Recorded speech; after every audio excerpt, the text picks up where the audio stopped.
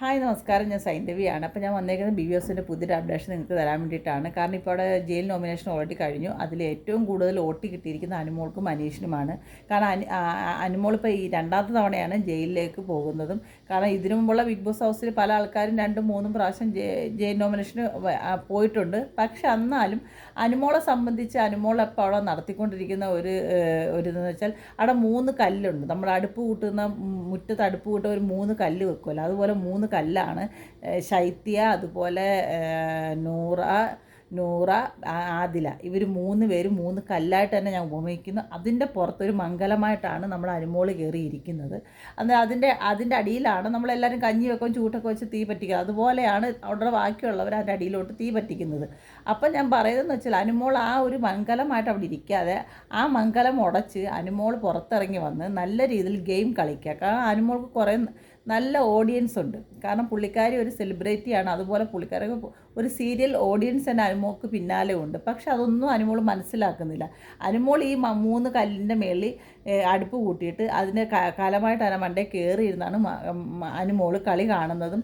ശരിക്കും പറഞ്ഞാൽ BBOS എന്താണെന്ന് പോലും അനുമോൾക്കൊരു വിവരമില്ല. ശരിക്കും അനുമോൾ അവിടെ ചെന്നിരിക്കുന്നത് എന്തിനു വേണ്ടിയിട്ടാണ് എന്ന് പോലും ചിന്തിക്കാതെ ഒരു ഫ്രണ്ട്ഷിപ്പ് രീതിയിലാണ് അനുമോൾ അവിടെ കളിച്ചുകൊണ്ട് നിൽക്കുന്നത്.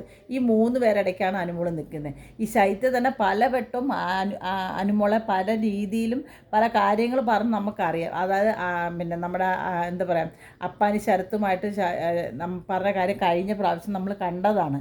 എന്നിട്ട് പോലും ഈ അനുമോൾക്ക് ഇവിടെ മനസ്സിലാകാത്ത രീതിയിലാണ് അനുമോൾ ഇവരെ കൂടെ നിൽക്കുന്നത്. ശരിക്കും പറഞ്ഞാൽ അവിടെ ബാക്കിയുള്ളവർ ആ ഒരു കളി സമയത്ത് പറഞ്ഞെങ്കിലും അവരത് വിട്ടുപോകും. പക്ഷെ അനുമോൾ പിന്നെയും അതിൻ്റെ പിന്നാലെ ഓടി നടന്ന് ആ വള്ളിയിലെല്ലാം കയറി തീ പിടിപ്പിക്കും. അതാണിപ്പോൾ ചെയ്തുകൊണ്ടിരിക്കുന്നത്. പക്ഷേ ഇതൊന്നും കഴിയാതെ അനുമോൾക്ക് ഈ അനുമോളെ വിശ്വസിച്ച് വോട്ട് ചെയ്യുന്ന വ്യക്തികൾക്ക് അതിൻ്റെയായിട്ട് രീതി നല്ല കളി കളിച്ചു അവിടെ നിന്നും ആ കപ്പുമായിട്ട് തിരിച്ചു വരാൻ നോക്കാതെ ഇവരെ കൂടെ നിന്ന് എന്ത് ചെയ്യാനാണെന്നൊക്കെ. പിന്നെ കരച്ചിൽ അതൊരു വലിയ മോശപ്പെട്ട രീതിയാണ്. കാരണം ഒരു ആർട്ടിസ്റ്റിനെ സംബന്ധിച്ച് ഒരു കരച്ചിൽ എപ്പോൾ വരണം, കരച്ചിൽ എപ്പോൾ നിർത്തണമെന്ന് അവർക്ക് ആരും പറഞ്ഞു കൊടുക്കണ്ട. അത് നല്ല വൃത്തിയാണ്, അത് ചെയ്യും. കാരണം അതൊരു ആർട്ടിസ്റ്റാണ്. ഞാനും കണ്ടിട്ടുള്ള കാര്യങ്ങളാണ് പലതും. അതുകൊണ്ട് പറയുകയാണ്. അതുകൊണ്ട് അനുമോൾ ഈ കരച്ചിലും ആ രീതിയൊക്കെ മാറ്റിയിട്ട് നല്ലൊരു രീതിയിൽ അവിടെ നിന്ന് ഗെയിമറായിട്ട് കളിച്ച് ഒരു പാവന എടുത്ത് ഒക്കത്ത് വെക്കാതെ അന്തസ്സായിട്ട് ഒരു സ്ത്രീയെ പോലെ അവിടെ നിന്ന് കളിക്കാൻ നോക്കുക. ഇതാണ് എനിക്ക് പറയാനുള്ളത്. അപ്പോൾ ബാക്കി അടുത്തൊരു അപ്ഡേഷൻ വരാം. Okay, bye bye, Tata.